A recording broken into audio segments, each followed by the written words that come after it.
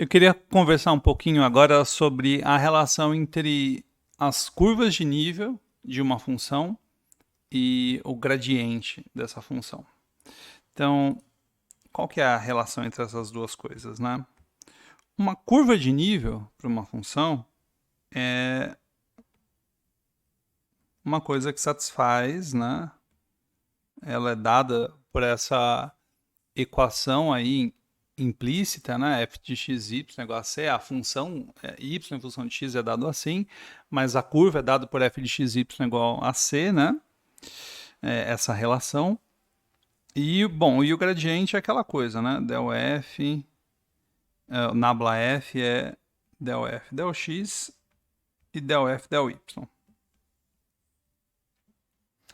Aí só lembrar uma coisa para vocês. Se eu tenho, né, uma função, aqui eu vou dizer que é de R2 para R, poderia ser de um subconjunto, tá? E eu tenho uma gama, que é de R para R2, que é uma curva. Então, se eu calculo a f de gama de t, né? F de gama é uma função de R para R. E eu posso simplesmente derivar.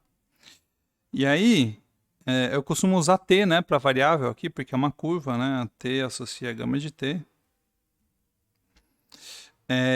E a derivada dessa f bola g em relação a t, a gente pode calcular como é o gradiente da f, calculado no ponto gama de t, vezes, e esse vezes é o produto escalar, gama linha de t. Isso aqui é a regra da cadeia, né? O outro jeito de pensar nisso, né, é o seguinte: você tem a função f de x de t e de y de t. E você está derivando esse cara aqui. Em relação a t, né? Aí é a derivada mesmo.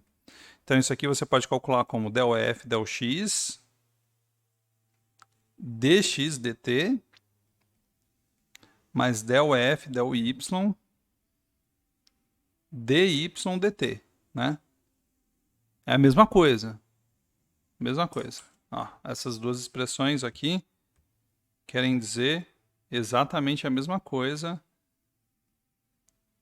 Essa da direita, muito mais elegante, compacta. Se você aprender o produto escalar, tá em casa. Essa aqui de cima, ela é um pouco mais longa, eu não gosto muito dela, tá? Então tá bom. Então isso aqui é só para a gente lembrar um pouquinho dessas definições que eu vou usar agora. O que eu quero que você imagine?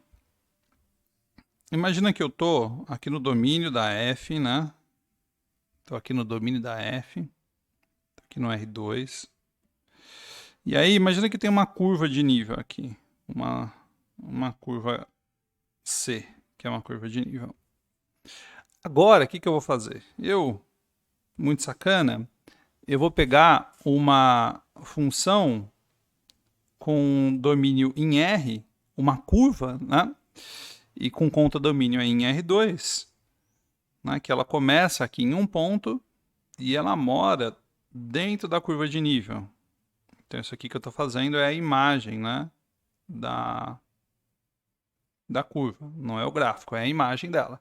Então, vamos supor que ela mora aqui, né? Você tem dois números reais, A e B. E você tem uma curva aqui que associa cada ponto aqui a um ponto da curva, né? Cada ponto t vai ser associado a um ponto gama de t. E aí, esse gama de t, ele está contido numa curva de nível. O que isso quer dizer? Uma curva de nível de uma outra função f, que não tem nada a ver com a história, né? Não tem nada a ver com a gama. Mas você tem essa f aqui.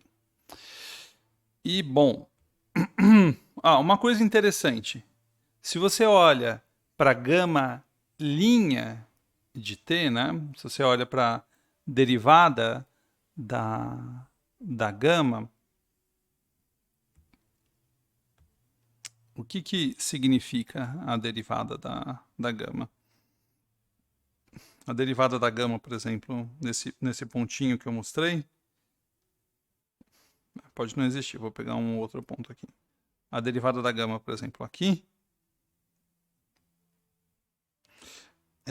a derivada da gama tem duas componentes, né? É um vetor. E esse vetor, se você coloca ele nesse ponto, ele é um vetor que é tangente à curva, né? A gente já falou isso lá na teoria de curva. A derivada de gama' é sempre tangente à imagem da gama. Beleza. E aí?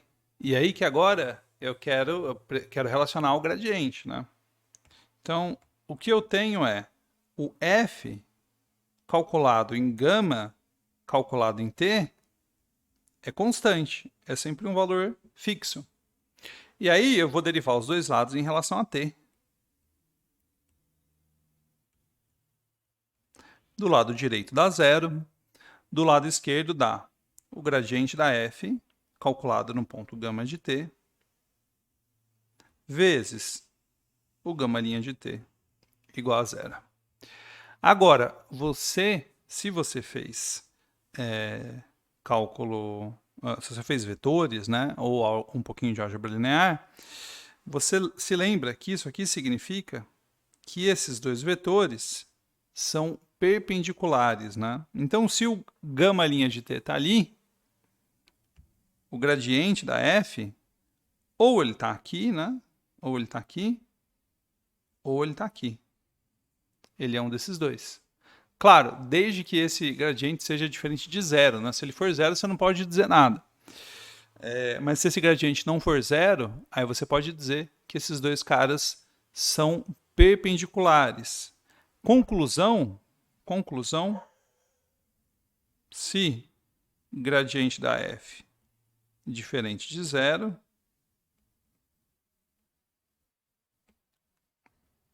então o gradiente da f num ponto xy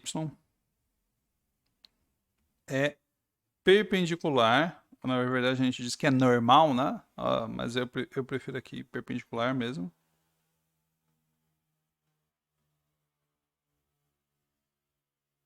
A curva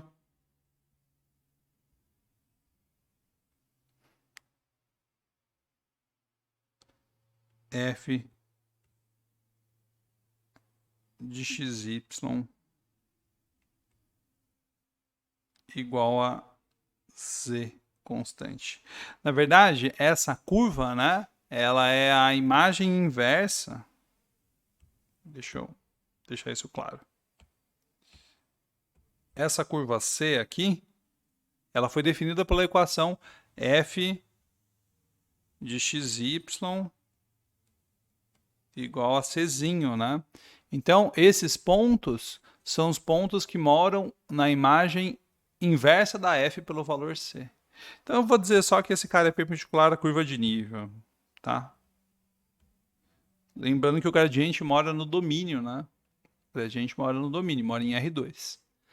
Legal. Então, isso vale sempre para as funções de duas variáveis. E não só para as funções de duas variáveis. Agora vem o pulo do gato. Se a minha função, se a minha f é uma função de três variáveis, de R3 para R, aí as minhas curvas de nível, na verdade, são superfícies de nível, né? São coisas do tipo f de x, y, z é uma constante, né? Cada coisa dessas, né? A f a menos 1 de cada um desses czinhos é uma superfície.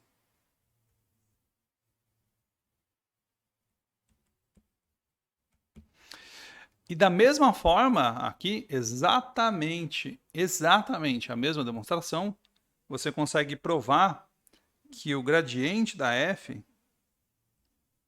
é normal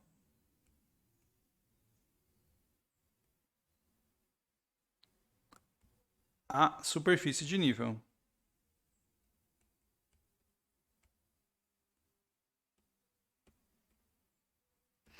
O gradiente da f é normal, superfície de nível.